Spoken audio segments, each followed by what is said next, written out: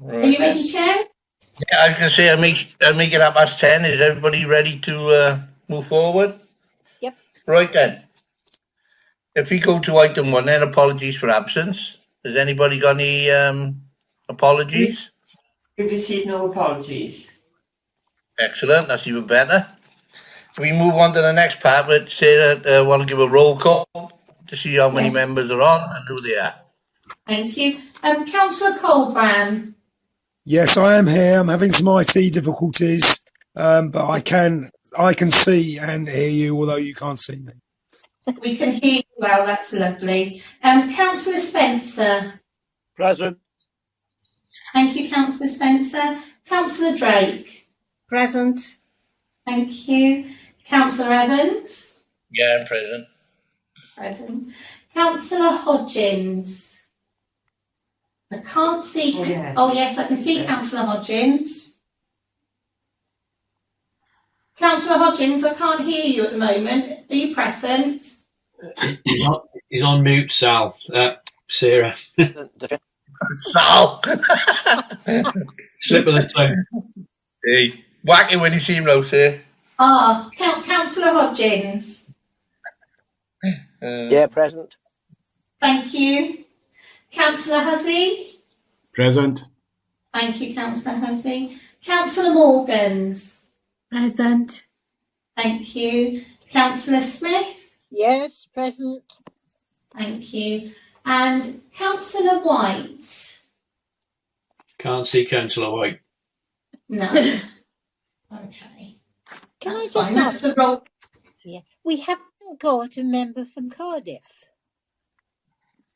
We'll come to that now, Councillor Smith, in Chair's announcements. Beg your pardon, right. Shut up, pal. Right, go to sleep. Good spot. Right, right then, now, we'll go on to item 2 then now, the declarations of interest. Has anybody got any before I state mine? None? I got declared interest because in the report is mentioned the new build and the old build and the planning and with the access to the roundabout in Torvine in that area. Thank you. That's noted, Councillor Evans. Anybody else definitely now before we move forward? If not, just declare it as and when when you see it. Item 3, Chairperson's announcements. The first thing is a change of members, so if I let Geraint explain that one before I move forward. Thank you, Chair. We've had notice from Cardiff Council that Councillor Ibrahim is unable to fill his commitments to the Fire Authority going forward, and he was withdrawn with immediate effect. So in their meeting on the 25th of November, Cardiff Council appointed Councillor Daniel Diath as the Fire Authority member for Cardiff. So he'll be taking up his position once he's signed all the various declarations and all the paperwork's complete. So he won't be joining the meeting today, but hopefully in time for next week's Fire Authority. So he'll be the Cardiff Councillor there. Great, thanks for that. The only thing I've got is my own personal thing on Remembrance Day, on the Remembrance Day parade in Pontnewydd in Torvine. Cumbraen cadets attended and marched at to the cenotaph. Just to state that they were very, very good, very impeccable, and they were a credit to the service. Anybody else would like to make any other comments before we move forward? No. We move on to item 4 then. It's to receive the minutes of the Finance, Audit and Performance Management Committee held on Monday, 20th of September 2021, and that's page 5. Page 6.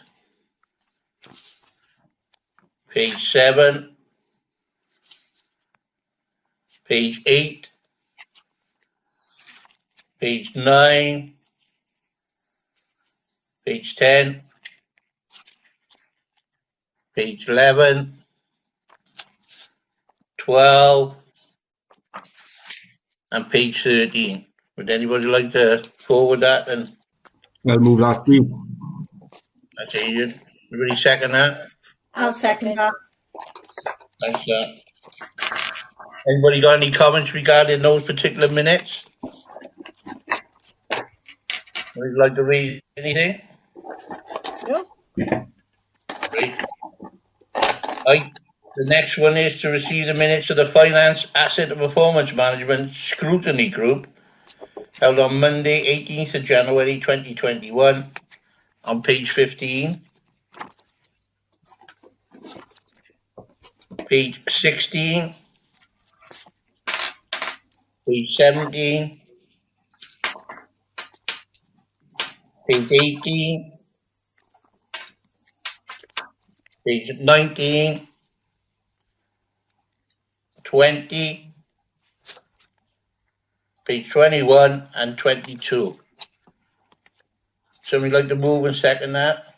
I'll move that again, Chair. Thanks, Adrian. Anybody would like to raise any issues on that one? No, I can't remember that far back.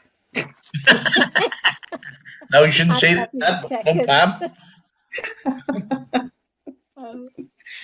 Right. So nobody's got any questions regarding their minutes? No. Only, Chairman, can I say thank you very much to the Fire Authority for Christmas presents for my helmets. And it cost me over £38 to send a helmet to the States. Never. So, no, it's going to be well received. So, and I didn't appreciate the weight of those helmets that wear. So, whoever initiative it was to raise funds that way, it's a good one, and thank you. But it's funny. I agree.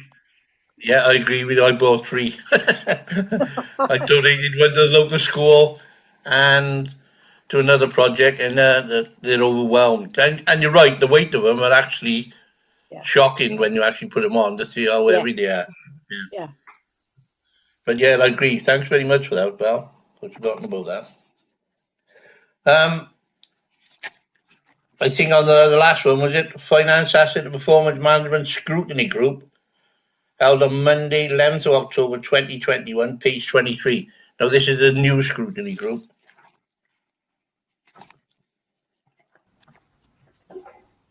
So, page 24, page 25, page 26.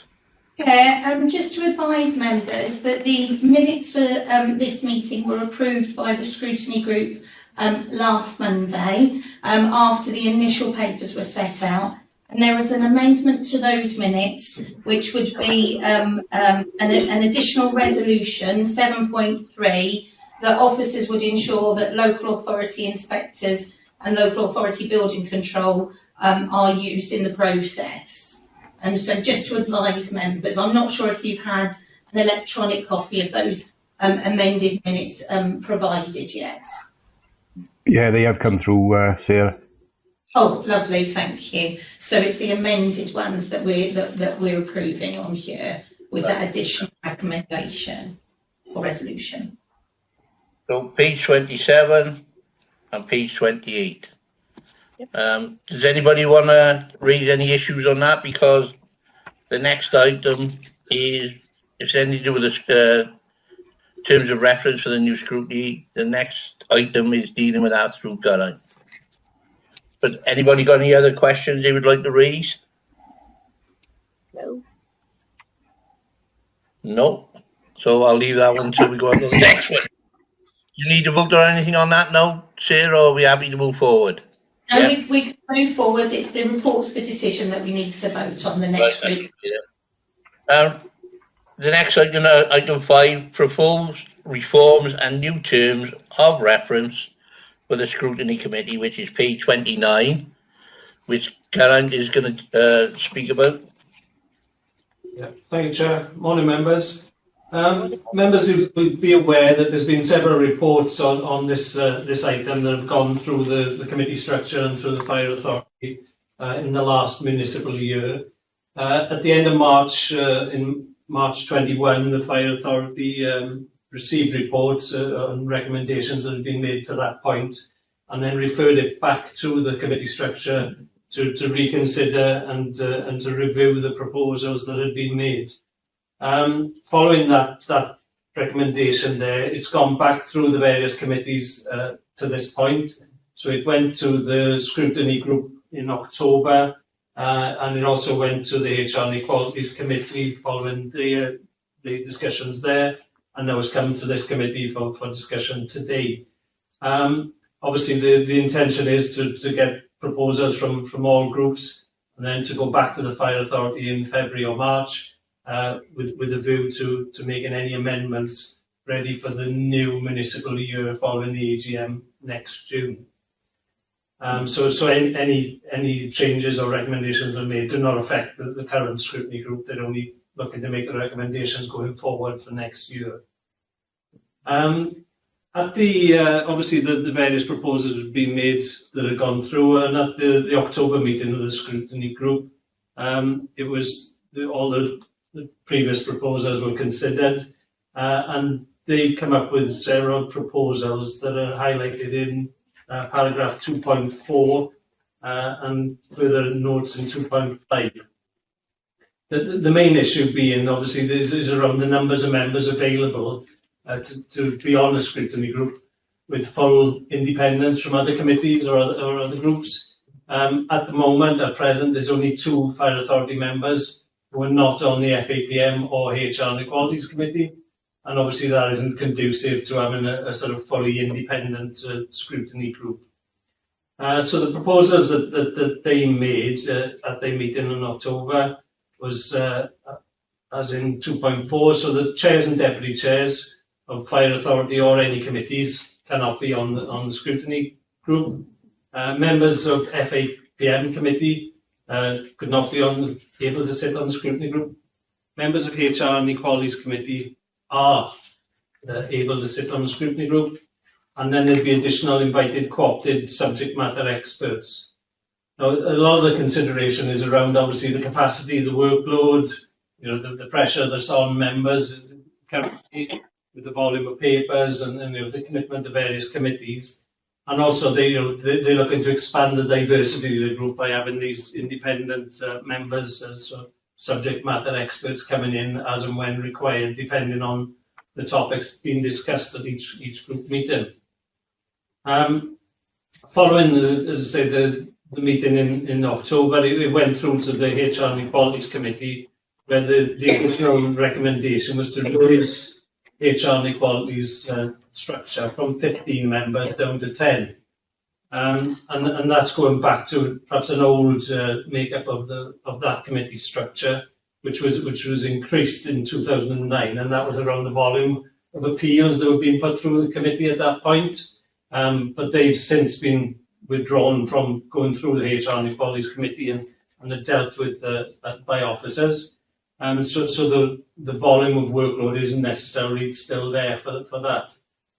When it went to HR and Equalities Committee for consideration, in very much similar fashion to this report, those proposals were accepted, and they sort of making the recommendation going forward as a HR and Equalities Committee that they would be proposing to reduce from 15 down to 10 members in the next municipal year, and that would free up 5 additional members then to be on the scrutiny panel, on the scrutiny group.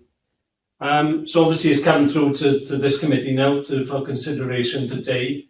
So it's really throw it open to members for discussion to see if there's any additional proposals, if the proposals that have been made so far, or any other considerations really before I take it back to the Fire Authority then in February, hopefully. So happy to throw it open, Chair. Thank you, Gareth. Anybody got any relevant questions before I come in at the end? Adrian? Yes. On that point for of chairs and trying to find on my tab. It to say that FAPM members can be on a scrutiny committee. This one, and I'm on a scrutiny committee, so where do I stand on? Obviously, part of the consideration was that the majority of the subjects and topics that go through have financial implications and bearing on things like the budget construction and lots of the strategies around the assets, so land and buildings, fleet. So the financial implications and that was the consideration by the scrutiny group, is that some of those decisions would be considered by the FAPM committee. Therefore, to have that independence, members shouldn't be able to sit on the scrutiny group as well. Well, I think what Adrian's trying to say, he sat on this committee today and he sat on that. He's worried that he's got a bit of a conflict. That's what I think Adrian's not at present, no. So the intention is going forward. That's the proposal. That going forward, there certainly wouldn't be a conflict then, because we wouldn't be able to be on board. But in existing, at the moment, it's only a proposed. It's fine. It's fine for you to be part of the current considerations. Yeah, that was my question, Steve. Because I'm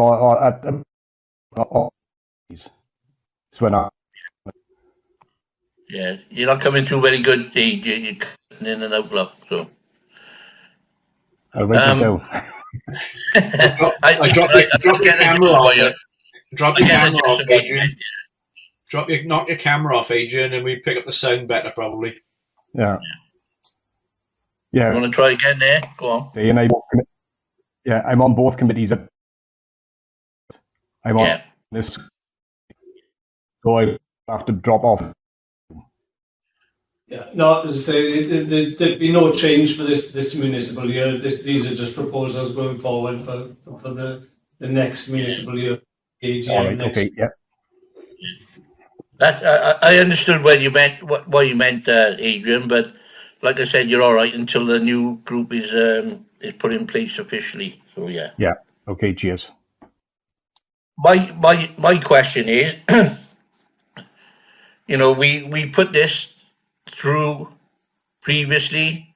There's a lot of work gone into this from Sally and I beforehand to make this viable and to make this work to move forward.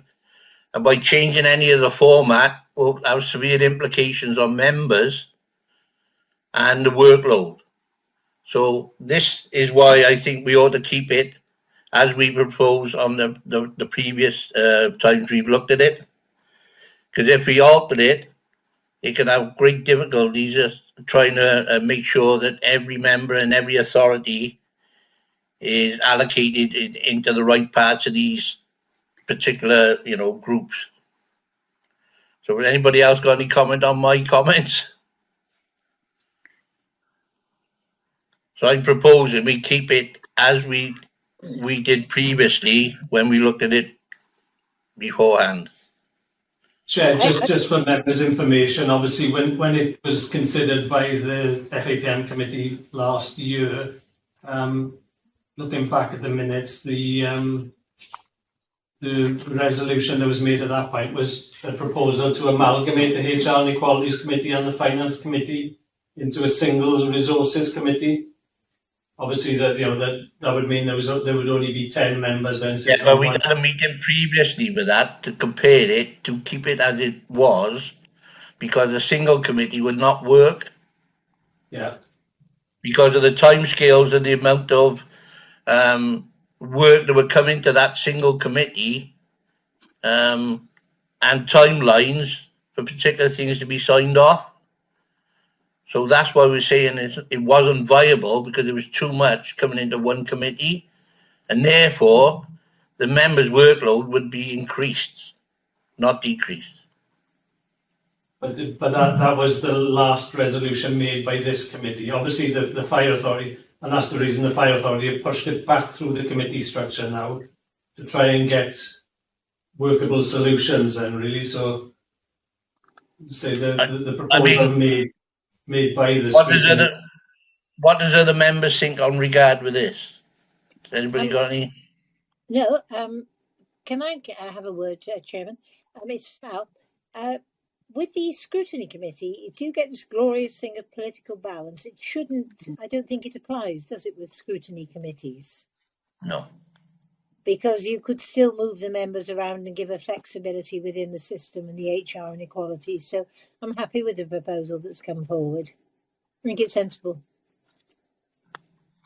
And anybody else? Anybody want to propose anything? Oh, Steve, can I? Yeah, I'd just like to come in. So it is. Yeah, come on, sir. The point of the scrutiny committee is basically to scrutinise, obviously, any proposals. I can't. I disagree. I think that if we got a finance committee and the scrutiny committee then should scrutinise, obviously, the finance. Which I think, if the members are on there, I don't think they should be. They should be sitting on the both committees. That's my personal opinion. Yeah, no, that's a fair comment. But what I'm saying to you, the finance should be a separate entity anyway. You know, but I mean, that should be something that needs to be addressed separately. If you understand what I mean. Yeah. Chairman, can I ask again as well? Because if you look at the equalities, what was the other member? HR and Equalities Committee, that would not debar members of that committee from being on the finance, or would it? Does it? Members of the HR and Equalities Committee are permitted on the Scrutiny Committee. That's fine. Are they permitted to sit on the Finance and Performance? No, they're not. They're not. It's all right. I'm reading the wrong way round. Thank you. See, the only issues I've got, which we've looked in great depth, is attendance of members to make sure these committees work. Yeah. Because if there's poor attendance, which it has been in the past, we got to make sure that these committees actually work and they're not stalled because of the, there's not proper attendance of members. Yeah, and I think, Chair, that's why the proposal to free up 5 members from HR and Equalities would obviously reduce the burden on those, because a number of the members currently on the scrutiny group are members of HR and Equalities, so they've got to sort of cover both committees. So it would at least free up 5 who wouldn't have the dual responsibility, but it doesn't preclude any others from being added. So you'd have at least 7. With the current proposal, you'd have at least 7 members who would be not on HR or finance. The scrutiny proposal, reading 2.3, it says the FAPM scrutiny group considered the proposal made by the FAPM committee to combine the FAPM and HR Quality Committee into one single resource committee made up of 10 fire authority members. What I'm saying to you, in my own personal view, it should stay as it is with a separate group, as they are, not combined, because... Yeah, and that's what they are proposing. That is what they propose. Yeah. It's just that they considered that proposal that was made last March, and they chose not to move forward with that proposal. Yeah, that's what I'm saying. That proposal, for me, would not work by combining the FAPM and HR. Yeah, they agreed with that. Yeah, they agreed with that. And that's why they made the additional proposals then in 2.4 and 2.5. Yeah. But the way it's worded is looking as though they're proposing it about one single group. No, they considered it, but effectively ruled it out by proposing additional recommendations. Because to be into one single group would not work, personally. No, definitely. Yeah. And they deal with totally different issues as well. But it was quite agreeable for it to be reduced back down to 10 to make it more workable for people. So is anybody happy to propose it, to move it forward with on what we discussed, or anybody want any amendments added to it, or? Sorry, Steve. Can I just clarify? is what you're saying. Are you agreeing with the recommendation or are you against the recommendation? I'm a bit confused. Well, I was confused, and this is the point I was trying to raise myself, Mark. I mean, yeah, and you said the right thing. With some of the wording, it looks as though that they weren't considering that the committees would be separate, which Garrett had just said that they have. But if you read the wording, it looks as though they're implying they wanted one single group. No. But if that's not happening, I'm quite happy to move forward with the groups as we are now, but the membership in a different way and the amount of members on each group, if you understand that. Yeah, that's right. Yeah, so that's in line with the recommendation then, is it? Yeah, that's correct. Yeah, that's it, yeah. But the way the wording was, it looked as though they weren't looking at the separate proposals and looking at one particular group. That's the way I interpret the wording of it. I thought we were making a decision on the recommendation under 2.4. We were nothing to do with 2.3, or am I incorrect? No, that's correct, Councillor Drake. So it's just 2.4 and 2.5. Yeah, but I agree with you, Pam, on that, but we needed to clarify it before we made that decision on 2.4 and 2.5, if you understand what I mean. So, I'm moving forward on the recommendations. Is there anybody? The recommendation is that members consider the committee options outlined in paragraphs 2.4 and 2.5 within this report in further detail to enable proposals to be presented back to the Fire and Rescue Authority. I would So, propose. I'll move that, Chair. Yes. Right. And I would As long as second. it, yep. Is everybody happy with that? No? Yeah. Yes. Do you have to take a vote on it now? Yes, we have to take a vote on this one. So just to advise you, Chair, Councillor Hodgins has been unable to rejoin us for the rest of the meeting. So I'll go through the vote now. Councillor Colbrand. Yes, in favour. Thank you. Councillor Spencer. In favour. Thank you. Councillor Drake. In favour. Thank you. Councillor Evans. Agree with the recommendations, yeah. Thank you. Councillor Hussey. In favour. Lovely. Councillor Morgans. In favour. Thank you. Councillor Smith. Support.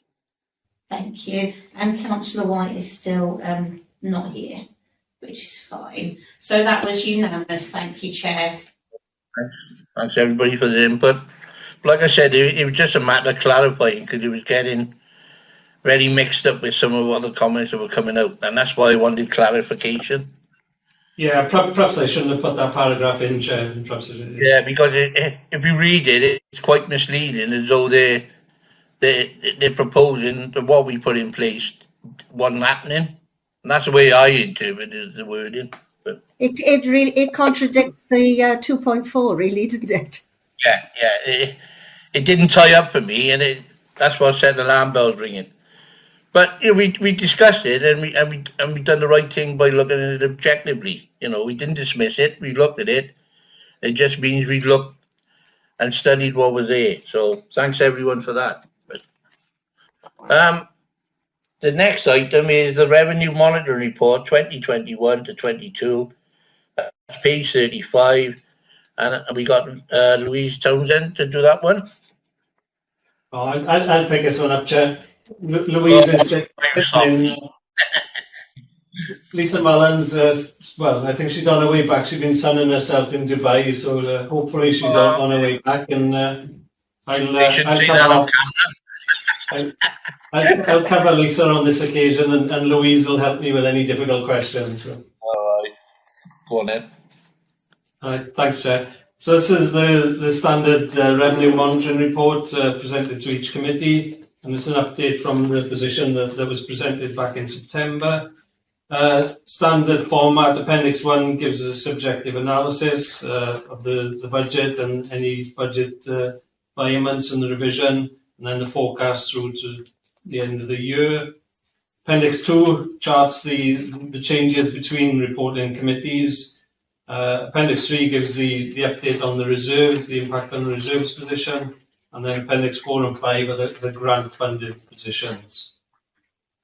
So overall, and the current projection is that there's a forecast of a £1.5 million underspend for the year, made up of £1 million underspend in the employee budgets and £500,000 in the non-employee costs. And that's an increase of £479,000 since we last reported. And obviously there's various ups and downs throughout the year, and I'll take members through just some of the highlight level of the report. So paragraph 2.21, employee costs, the underspend is increased by £150,000, and that's predominantly due to the increase in the number of vacancies that we got and the number of retirements from the firefighters, which is sort of growing at a faster rate than the number of recruits coming in. And the tables further down in that paragraph show the establishment figures on the current strength against the budgeted establishment, and it also shows the total starters and leavers for the year. Could I ask, Chairman, just that in the list of established figures, there's the reference there to the retained duties, and at the other page we have them as on-call staff. So, should we have the same terminology, please? Or am we get that corrected for future reports, Councillor Smith. Yeah, and the other thing, possibly somewhere else in the report, was the considerable drop in the auxiliary reserve. The numbers going down. I just wondered why that was. It was a shame. On just your first little table there, the auxiliary reserve, the strength is 64 now, and it was 84. It was budgeted for. And that's I could find out, Councillor Smith, if there's any detail as to the reasons behind that. So. Yeah, thank you very much. If you could do that, yeah, that'd be great. Yeah. Thank you. Do Okay. you want to carry on, Karen? Sorry. Yeah. Yeah. So paragraph 2.2.2, premises costs. There's been a slight increase in the underspend there, but there's also been some budget realignment in terms of contracted services costs for the CFPT. So that's been moved. £100,000 of the budget has just been realigned and moved down to the contracted services element of the budget. But there's some increase in costs there for the additional security costs at the CFPT of £12,500. And there's also been additional costs of £40,000 for electrical charging points. So they've been, we put an additional 6 charging points across the service, strategically placed, so that we got better coverage now rather than just having the 20 charging points here at headquarters. So there's an additional one being put at the fleet at the back end of the headquarters site.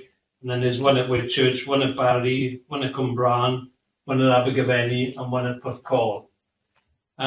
It's not contained within the report, but just for noting, members, there's additional grant funding being made available by Welsh Government, and we've submitted a grant for additional contribution towards electric vehicles and to additional charging points. So that grant form has gone in this week. So hopefully we'll be putting another additional 6 charging points on further stations as well. So. Yeah. And on a previous discussion we've had, particularly on our climate change and our green policy, I mean, those things which are tremendous for the service and affect our climate change policy, this is where I raised the point about making sure we put that under our minutes of every meeting, because at the moment that has gone forward and there's nothing in our minutes. I know Sarah said she's going to look into adding that, but it's things like that we must put in to make sure we're doing our environmental project parts of it. Yeah, we do. Obviously, there's an option for officers to put a bit more detail in paragraph 3.1. There's a boxes there, and perhaps we should be putting more detail in to support those. So if you're happy, Chair, we can add that as an additional recommendation. Yeah, no, I think it might be important for us to make sure that we're putting our green infrastructure stuff in for people to be able to look at it, to see what we're actually doing. When we come to the end of the report, Chair, I'll add that as an additional recommendation. Yeah, no, that's fine if you could. Yeah, I think it's well worth us putting things in like that. Okay. Sorry, you so back to the running order then. 2.2.3 training costs. The underspends increased there by 53,000, and that's predominantly due to the sort of restrictions from COVID, reducing the numbers of attendees on courses. So obviously a knock-on effect on the costs of training there. Supplies and services, there's been an increase also in the underspend there, predominantly around the uniform, PPE. Obviously estimated the number of new recruits coming in. Some of the recruits have transferred from the on-call RDS system into the whole-time duty. So they've already obviously got a provision of kit, so didn't want to issue them with additional kit when they've already got it. So the sort of savings there. And also there was an emergency services day planned, and that's no longer going ahead, obviously due to COVID. So £30,000 savings there, with some additional savings then around replacement of chairs, stationery, and small bits of equipment as well. So, contracted services, that's obviously increased now. So we've moved the budget down. So costs for the CFPT facility have been allocated there, and there were some additional costs from training linked to the Investors in People award. And then capital costs, the underspend continues to grow there, and that's directly linked to the impacts of the achievement of the capital programme, which I'll cover at the next agenda item. And then the biggest item impacting on the underspend, of course, is the additional income. So in 2.27, we've received an additional £446,000 of grant income. So that's pushing up the overall underspend for the year. So projection is £1.5 million underspend. The proposal that in Appendix 2 that would be allocated to the Change Management Reserve.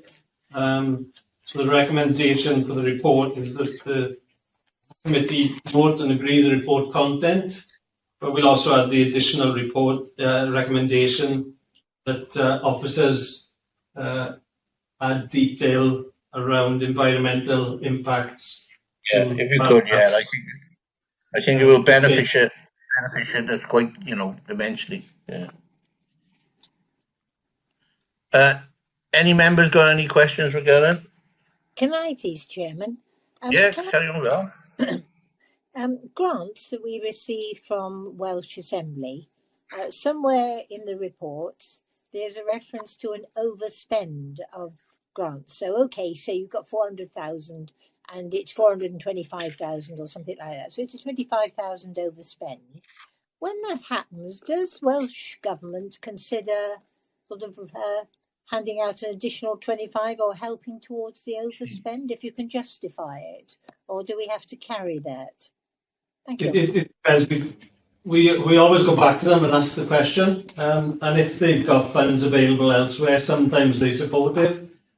For example, every year to date, where we've continued to overspend on our home fire safety equipment, we make a large overspend in that area every year, and being supported by underspends on the other two services, so they haven't fulfilled their level of grant commitment. So Welsh Government have reallocated that element to us. Right. Having said that, we do have to go back to them and ask the question. It's not automatically given. So whenever there's overspends, obviously it's either we absorb the costs within the revenue budget, or we seek the funding from them. And if we're fortunate enough, that obviously eases the burden. Yeah. So they're not completely rigid. And you mentioned then, okay, nothing relevant. The home fire safety. Absolutely spontaneous compliment to the fire service yesterday from an individual who has something that goes on, a lady who is deaf, and apparently fire service had gone to fit whatever, smoke alarm or whatever, and had offered this sort of provision as well. And she was very, very impressed. It's, The service is well spoken of. Absolutely irrelevant to your report. Sorry, sir. No, yeah, no, okay. I agree with you. What you said there. Yeah. Yeah, we don't do fit. The alarms for the hard of hearing, they vibrate in pillows or vibrating pads that go underneath and flashing lights. So they obviously do an assessment of need and then fit whatever relevant for the individuals. Yeah, but sort of totally unexpected coming from the quarter of the fire service. So that was good. It's good. The questions I had with some of the contracted services and the premises costs, a lot of that is it due to the increase in buying parts and supplies? Just taking up a lot of that? No, I don't think it is specifically to do with the rising costs or things. They're just generally changes to contracts that we make and additional requirements. So it's not sort of cost increases per se. It's more additional requirements for what we are asking for. No, that's great. It just, I know because of particularly the things that the price is shooting up because of everything, whether that was had a factor in it. So. And it's something we cover off in the capital report. But, a lot of the things we are contracted, so we signed into contracts, so we're not so at risk of price fluctuations. But obviously that's something we do need to carefully monitor and keep an eye on. Has anybody else got any questions before we go to the recommendations? Just look at the big notes. The reserve statement. Did you want to come in again, Val? Are you then? No, thank you, Chairman. No. I just muttering to myself, sorry, on Appendix 3. Well, the recommendations that the Finance, Audit and Performance Management Committee note and agree the report content. So, if we're happy all to agree that, say that we've got to go through. And there was the additional recommendation, Chair, that officers complete the environmental impact. Yeah, and the environmental impact assessment on the paperwork. Okay, so, everybody happy with that?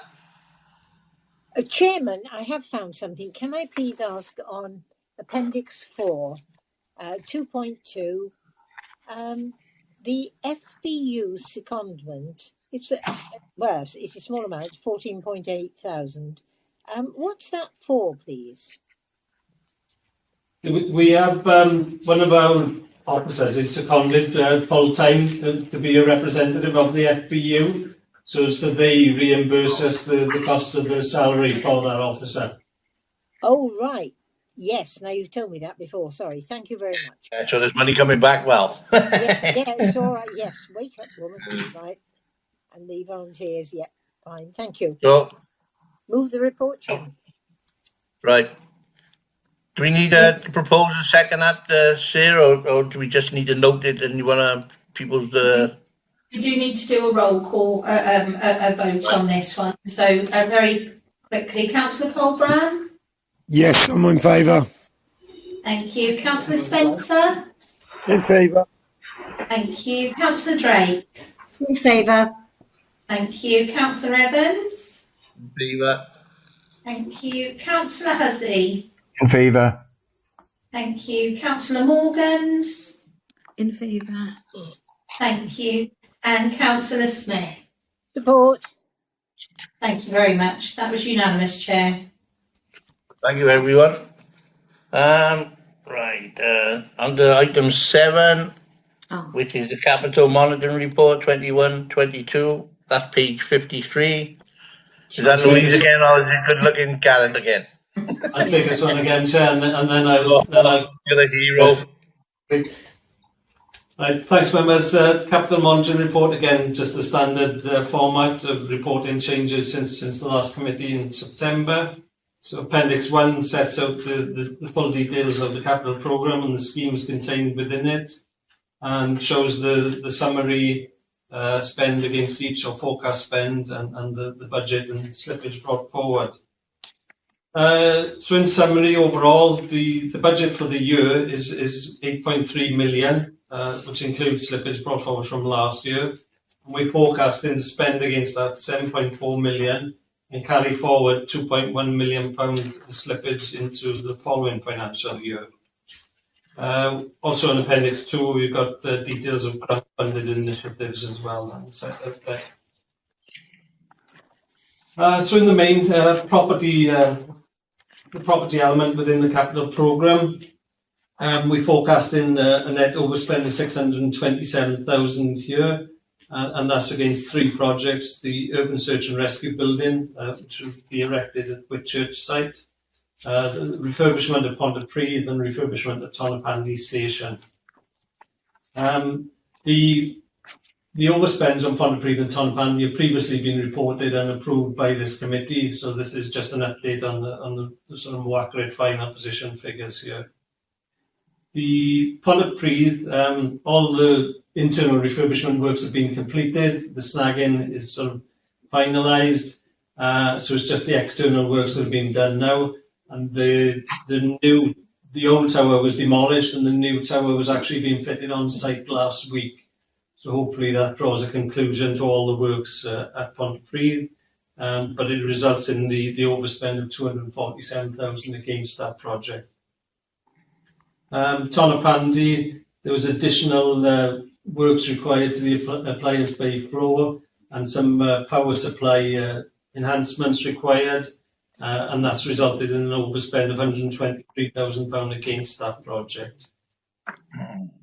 Whitchurch, the USAR building at Whitchurch, this is a new building, or sort of they're completely demolishing and making a new building at the rear of the site for the Urban Search and Rescue team. It's currently been out to tender. The tenders have come back in, and it looks as if it's sort of increased elements to the budget which we previously forecast. So the cost is in the region of just over £1 million, which is £124,000 more than previously reported. However, all of that is going to be funded by Welsh Government, so they confirmed the additional costs will be picked up as grant funding. Other areas to note within property then is the review of on-call storage. There's significant challenges with our on-call sites and the amount of kit and equipment that they have to carry, with the additional requirement for space for drying rooms, gyms, etc. And the growing numbers of personnel on those sites. So there's a project looking at the requirements on our on-call stations. And we're looking to sort of kickstart that project this year, and we'll spend £50,000 against that project, which was unbudgeted at the start of the year. Similarly, within the planned preventative maintenance programme, now that there's considerable works needed to be done on our towers, the towers that are on our station, and we're looking to do a 5-year rolling programme, which is shown in the table below there. Because some of the sites do need urgent work done on the towers, and the table on page 56 shows that 5 of our sites need urgent replacements required.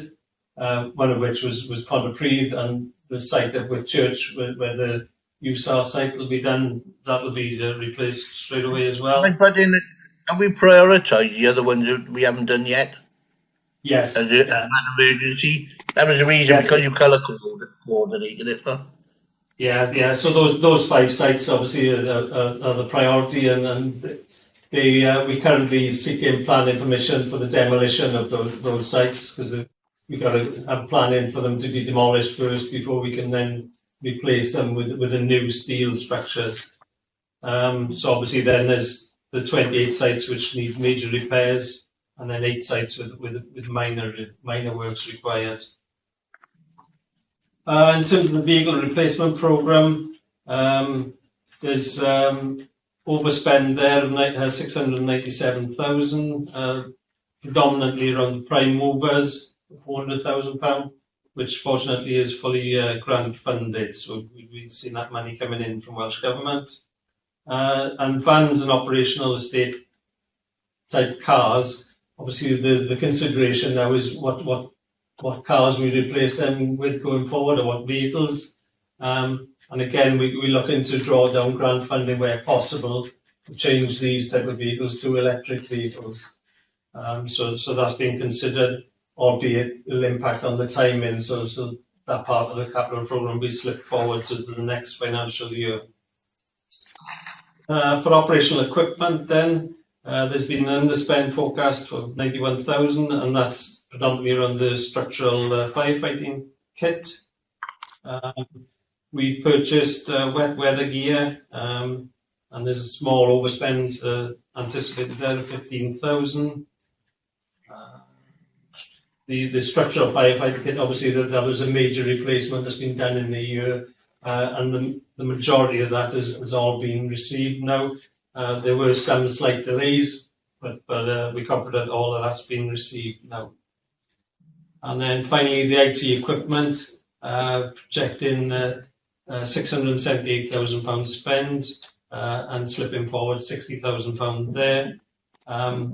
However, with the end user computer replacement part of the programme, we brought forward some of that spend because the indication is that some of the lead times may increase. So we've taken the opportunity to get some of the equipment in early, so we spent £21,000 over the budget there. So overall, the forecast is we spend 7.4 million, 2.1 million pounds in slippage. On page 58, that shows the sort of ups and downs within the programme so far this year, and then the more detailed analysis is on page 61 in the Appendix 1 of the overall schemes. And just draw members' attention to the bottom of that chart on Appendix 1, page 61. So the £7.4 million out-turn position is funded. At the bottom of that page, it shows £6.3 million worth of borrowing, £2,000 revenue contribution, £700,000 capital grants, and £189,000 use of capital receipts. So that's the funding mechanism that we use to fund the capital programme for the year. At that point, I'll stop talking for a minute and open it up to questions, Chair. You're lucky. Any members got any questions? Yeah, sorry, Chair, I should have declared an interest on quite a number of these. I do apologise, I'm having a very bad day today.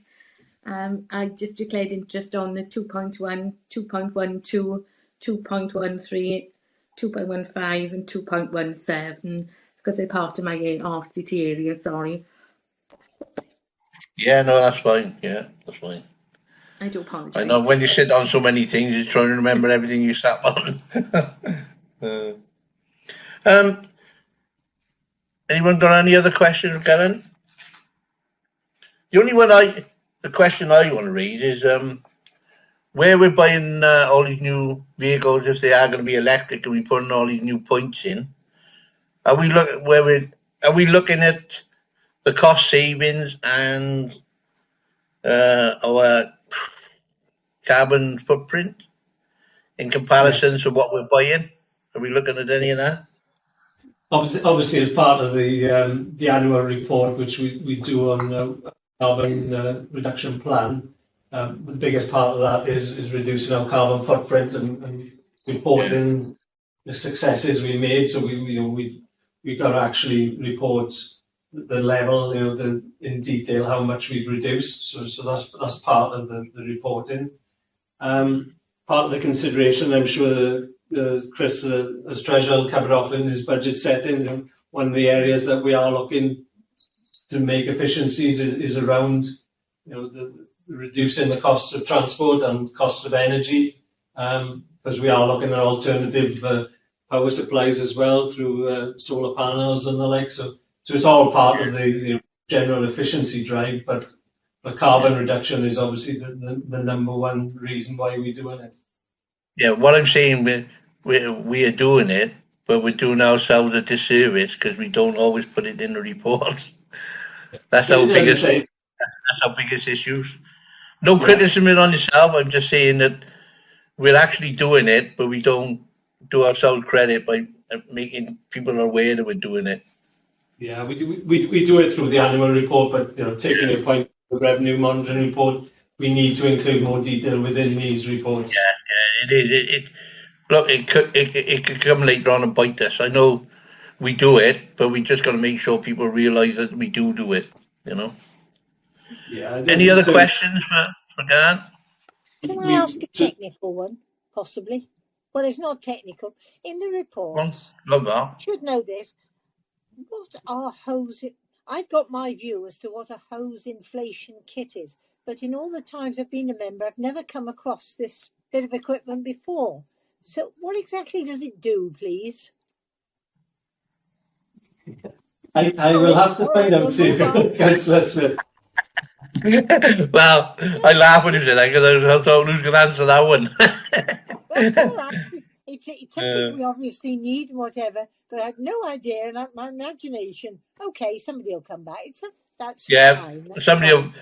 will give you the information you need after that, Val.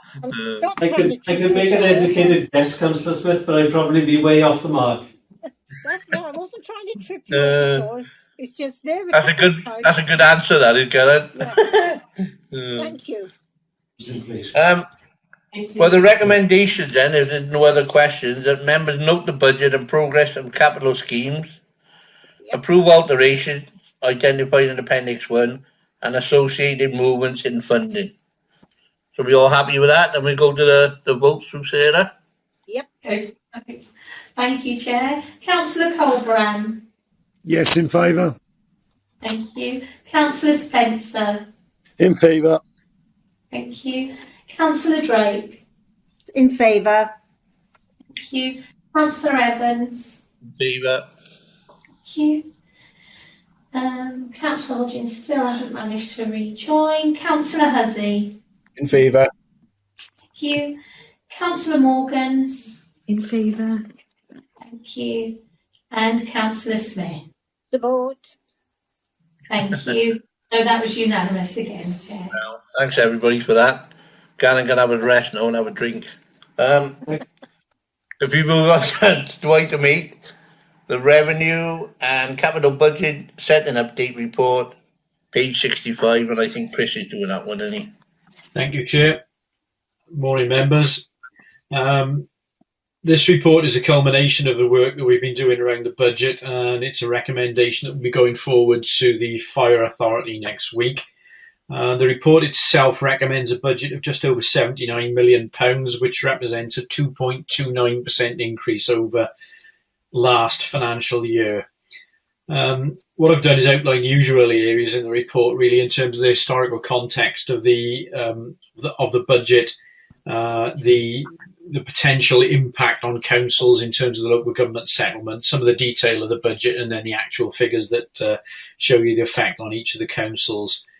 In terms of the historical context, the chart on page 66 of the agenda shows the comparable positions that we've set, really going back over the last 10 years or so. The green figures there showing the average resources available for the net budgets of local authorities within the area, and the red bars being the change in the Fire Authority budget. And you can see that where the resources have gone up, we've generally gone up less than the authorities, and where the resources have gone down, we've generally gone down more than the authorities. So we've tried to stay on the right side of what the councils have had available to them in terms of resources. Looking forward to next year's local government settlement in terms of what Welsh Government are likely to do for local authorities, slightly difficult because of all the COVID situation. Everything's been delayed yet again.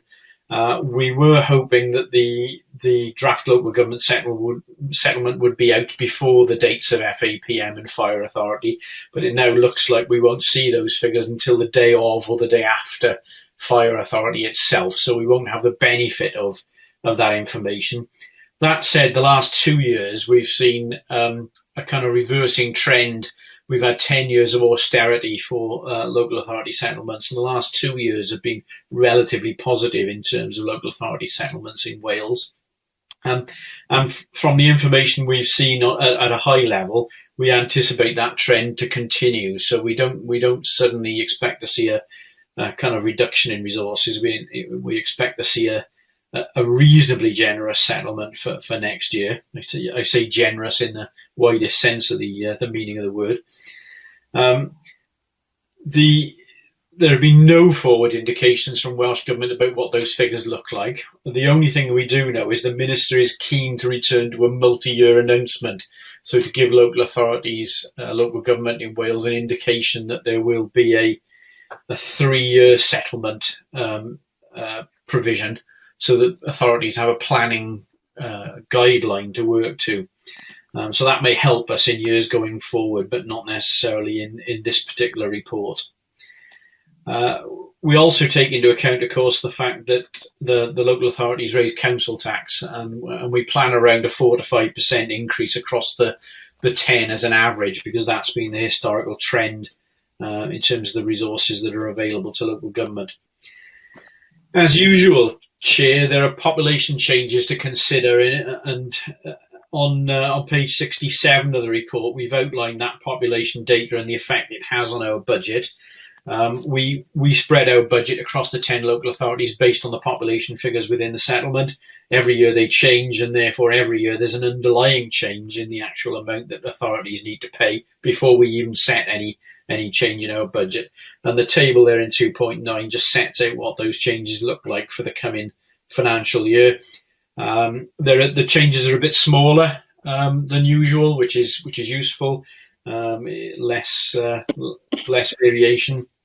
However, there are some notable figures within there. The main one being Newport, which has the highest population increase within the settlement, and that means they'll face a £32,000 or a 0.4% increase in the fire authority levy before we even change anything as a fire authority. Nothing we can do about that, though. That's set in the sort of acts as to how we distribute the money. So members should just be aware that when we set a 2.29% average, what we're saying is that's the average across the 10. And actually there'll be some ups and downs within that, which we haven't got control of. In terms of the detail of the budget, most of these areas have been covered in previous reports, but I'll just talk through them in high level. The key area obviously is employees, because it constitutes about 75 to 80% of our budget cost. Members will remember that when we set the employees' budget last year, we were sort of guessing really around what pay awards we're going to do. We know that the Grey Book uniform staff have settled their pay claim at a level below that which we budgeted for. Green Book, the support staff, haven't yet settled. But one of the things members will have noted on the revenue budget monitoring report that you've just considered is that we are underspending on our employees' budget, and part of that is that over provision for pay awards in the previous year. So that's something that's working its way through the system. We've included pay awards at the rate of 1.5% for next year going forward. Again, it's to an extent a best guess.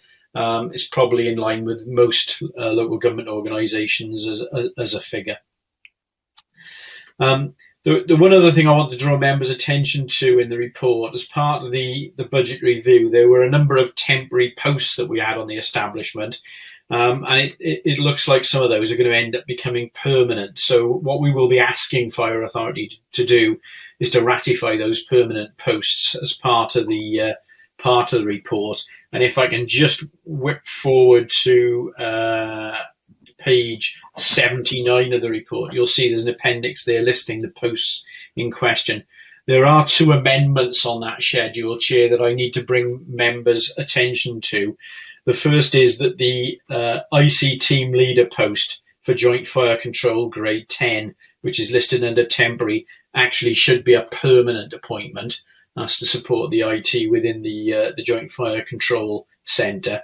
And the other thing that's wrong on that report, and it's purely a typographical error, is the 3 information governance assistants temporary should be 2 information governance assistants temporary. And again, that information will be changed on the Fire Authority report when it is considered in a week's time. In terms of the budget, again, you sort of talk through in the monitoring some of these areas, really, going back to the body of the report. There are a number of cost pressures and a number of areas where we're trying to reduce spending, and Garrick mentioned around the initiatives around carbon reduction, energy reduction, reducing travel expenses, the move to electric vehicles and things like that are all things we're attempting to do to actually reduce the upward pressure on the budget, but inevitably there are other things that are fighting against that. And you'll all be aware in the news of sort of increases in fuel prices, electricity prices, gas prices going up.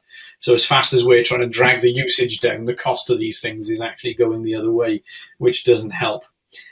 So we've built elements of that into the budget itself. The other ones I just wanted to touch on in terms of the supplies and services. Members will recall that we started a program of investment in ICT around the Microsoft licensing, the whole issue around moving to Teams solutions and things like that. That project is now underway, but it was a 2-year project, and therefore there are costs still coming through in the budget from that second year. So that's built in as you approved at the start of that project. And the other aspect as well, and you've just considered capital program as well, was the whole issue around capital spending. There's auditors raised, and I think Councillor Shaw raised in previous meetings, the fact that we do tend to continually underspend our capital program, and therefore our budget for capital financing is always under less pressure each year. Now we are intending to do a sort of more fundamental review of the capital program over the coming months. However, in anticipation of that underspending trend continuing, what we've done is we've reduced our anticipated capital financing budget for next year. So we're looking to effectively anticipate an underspend. So we're not asking for money that we won't end up requiring to spend. So that's built into the budget as well. The other thing coming forward from the revenue budget monitoring that you just considered as well is on the income streams and the grant streams. What we have done, obviously, for next year is we've built in now those figures that we now know we will get on an ongoing basis. So that's built into the budget going forward. All that together brings you to the table on page 70 of the report, which shows the actual budget changes, which a 2.29% increase would result in. And you can see those population effects are there. So you'll see that Newport would actually be faced with a 2.71% at the top end. And Blaenau and Gwent, whose population has gone the other way, will be down at a 1.89. So that's the sort of spread of percentage increases that each authority would face over that period. Just going back to the final point you wanted to raise, back to the issue of the over-provision of pay awards. We did say that we would revisit the budget in the event that we had an over-provision of pay. We haven't done that yet formally because we say we've still got the Green Book pay award to come. But what we have done is we've based all the figures in this report on the approved budget that the Fire Authority set back in February 2021. And in constructing the pay budget for next financial year, we've taken the benefit of those over-provided pay awards and passed it back through the system. So effectively our pay budgets are not going up by the amount that they would had we not done that. So effectively giving the benefit of those monies in next year's budget.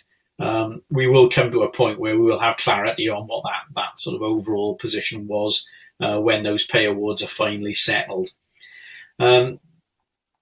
The appendices obviously are the revenue budget and the capital programme, as you've just seen in terms of the monitoring figures as well. What we're asking here, Chair, is not to make a decision on budget. What we're asking the committee to do is to recommend those proposed budgets to Fire Authority as the basis of consultation. So as normal, we will go out to consultation with the 10 local authorities on the basis of this budget proposal. And then Fire Authority, if they choose to accept that recommendation, will be reconsidering this back at their February meeting in terms of setting the final budget. So that's the usual process we go through. And I'll stop talking there, Chair, if members have got any questions or points they want to raise. Well, thanks for the report. It's very comprehensive as normal, Chris. The only point I'm going to raise is a lot of uncertainties, and you've done the best with what you've got. And I think you've done a tremendous job and a team. So, anybody else got any questions for Chris? Just to tax him for once. Yeah, can I have a little go, Chairman? Yeah, by all means, well. On the table of 2.9, nothing to do with Monmouthshire, 2.9 on page 67, Rhondda and Taff, it shows an increase in the population, but you've got a minus in your change percentage and your change in money. Good spot, Councillor Smith. It's that's your deliberate one, isn't it? No. It's the vagaries of mathematics, I'm afraid. So what's going on there is an overall upward drift in population across the piece. Yeah. So what that's showing is that whilst Rhondda and Taff's population has gone up, in relative terms to the other 9 authorities, it's actually not gone up as much, and therefore results in a slight reduction. It's the way the maths works, Val. It's slightly counterintuitive, but that is the way the maths works, I'm afraid. Right, thank you for that one. And there's another query I had, please, because the slippage with the capital works, somewhere 2.21, there's the reference there, the constraints on internal staff resources to deliver the schemes. So it looks as if we're a bit short of staff there, but then in your recommendations, proposed establishment additions, there isn't any, well, I can't see any of those positions relating to that possible shortage. Am I right? There are, Chair. So if we go through to that table, you'll see that you'll see there are building maintenance managers, procurement officers, and so on. So part of that is to try and improve the performance against the programme. I wouldn't like to say for 1 minute that we're kind of under establishment, because we're not. We're at the establishment that we've currently got. I think inevitably it's a case of setting a slightly aspirational programme. We want to deliver as a service in terms of these schemes. It's just the ability of the people we employ currently to respond and juggle numerous projects going forward. So the intention is to try and bolster that with some resources to enable us to get on.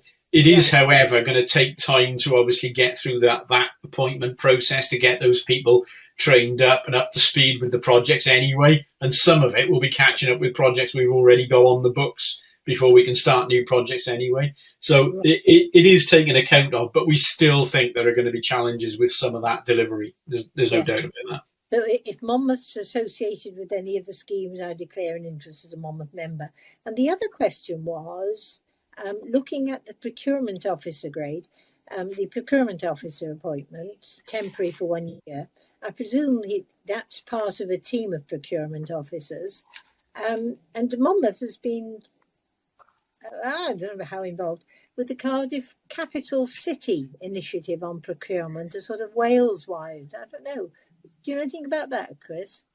It's not related to the city bid stuff, but where there are national procurement initiatives, we are keyed into them, both on a sort of fire service basis, but also on any other wider procurement collaborations as well. So we will endeavour to use those types of mechanisms to do what we do. Right. So there is that awareness and involvement. No, thank you very much, Chairman. Thank you, Chris. Thanks. Yeah, I really welcome the appointment at the top, the permanent one, to look at planning applications. Because sometimes I really think, oh, come on, with some applications, 2 particular ones at the moment, fire officers must have input. So great. Thank you. Yeah, so that's a new role that's coming into place for the fire authority. Val, so previously we weren't a statutory consultee for fire. So now major planning applications, not all planning applications, major planning applications of significance will be coming into the fire authority, and we will have to review those and actually respond formally to them, which is why the resource is there. It may look to some members that is quite a significant and onerous role. The numbers of applications that actually come in on an annual basis, and of course it is 10 local authorities that will be coming to us, not just one, are actually quite sizable. So that's why the resource is set at that level. There are quite a number of these applications that we'll need dealing with. No, I agree, because some of them are quite complex. When does that legislation actually become established, please? Do we know? No, that's a good question. I haven't got a date in my head, Councillor Smith, but we'll find out. Right. Thank you ever so much. Thank you, Chairman. Thank you, Val. Any other questions for Chris? No, they've all gone quiet. No. The recommendation that the committee note the update to the proposed revenue and capital budgets together with the associated establishment changes and recommend them to the Fire Authority as a basis for a consultation. So, Sarah, would you like to take a roll call for that one, please? Certainly, thank you, Chair. Councillor Colbrand. Yes, in favour. Thank you. Councillor Spencer. In favour. In favour, thank you. Councillor Drake. In favour. Thank you. Councillor Evans. In favour. Lovely. Councillor Hodgins. Councillor Hussey. In favour. Councillor Morgans. In favour. Thank you. And Councillor Smith. Yep, in favour. Thank you. Unanimous again, Chair. Yeah, thank you for that, Sarah. Chair, just to come back on Val's question, it looks as like it's from January next year. Right. Oh, that's quite close. Can I have a brief, just a comment that I note the police are not going to be involved with our station in Abergavenny. Just officers are obviously aware, and we will be aware. It's a good station as it is, but you know, is there any joint working perhaps in the future? So just a comment on that, the police not going ahead with that, which is regrettable. Yeah, I think that's more down to the police than the actual fire service. I think. Oh, it is. It's down to the police, yeah. Because they're living in a caravan at the moment. Okay, thanks, Chairman. Okay, thanks, Val. We move on to the next one, which is item 9, the Treasury Management Mid-Term Review Report 2021-22. That's on page 81, and that's Chris again. He's a glutton for punishment. Thank you very much, Chair. I'm hoping this is a relatively straightforward report in the sense that it's a mid-term review, so it's looking at the Treasury Management Indicators and policy that you set at the beginning of the year, and it's just the update report on it, really. The key message from this report is that there are no policy changes, no particular issues in terms of things we need to change or approve for change. The Treasury Indicators are set out on page 83 of the agenda. In terms of the strategy and the revised numbers, most of them are just slightly below as a result of the capital programme and the assumptions around capital expenditure again. So there's nothing of particular note that I wish to draw members' attention to, or indeed members should be concerned about in respect of this report. Other than that, Chair, I was going to leave it at that unless members had any particular questions on the content of the report. Yeah. The only thing that I would pick up, there's nothing on the rates to keep money within the accounts. No, absolutely, Chair, and that has been a common thread now, obviously, for a number of years in terms of the amounts of money we've got, and that's why the policy has still been to internally borrow. So rather than going to the market and actually borrowing money off somebody else, we effectively borrow off ourselves for the purposes of managing our cash flow. That means we're not borrowing at external rates, and obviously we're saving money rather than putting our resources in the bank and earning no interest on it. So that's the kind of policy of the Fire Authority and most other organisations as well at the moment. Yeah, quite alarming, really, isn't it? Yeah. Any other questions for Chris? I think it's pretty straightforward, that one. Everything is stated in there for easy reading, or bedtime reading more like. But Appendix 1 is quite an interesting read, Chairman. Yes. The small print. Yes, I know. Exactly. No, you got background then. You know, good bedtime reading, I see. But is there any other questions for Chris before we go on to the recommendations? No, that was fine. No, great. Well, the recommendation is that the Finance Audit and Performance Management Committee note the report and Treasury activity for the period and recommend the Fire Authority do the same. Yep. Are we happy with that? If Sarah would like to take that forward. Certainly. So, Councillor Colbrand.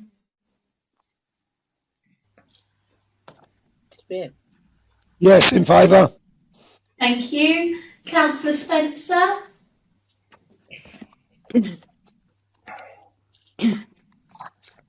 Councillor Spencer. I'll come back to Councillor Spencer. And I'm having difficulties with connection, but I agree, yes, if you can hear me. Thank you, Councillor Spencer. Councillor Drake. In favour. Thank you. Councillor Evans. In favour. Thank you. Councillor Hussey. In favour. Councillor Morgans. In favour. Thank you. And Councillor Smith. Yeah, support. Thank you. That was unanimous again, Chair. Yeah, thanks for a very good report anyway, but I know it's a difficult one. Item 10 now, report for information, internal audit, progress report, and audit action update on page 95. Gareth, are you going to be doing that? No, we got Helen Cargill from our internal auditors, TIAA, will be presenting. Yeah, no, that's fine. Yeah, I thought I'd ask you to give you the chance. Hi, good morning, everybody. So we have two audit reports and a progress report for you on the agenda today. The first report was strategic planning.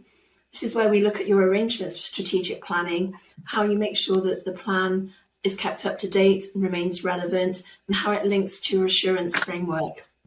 That had substantial assurance, and there were no recommendations on that particular report.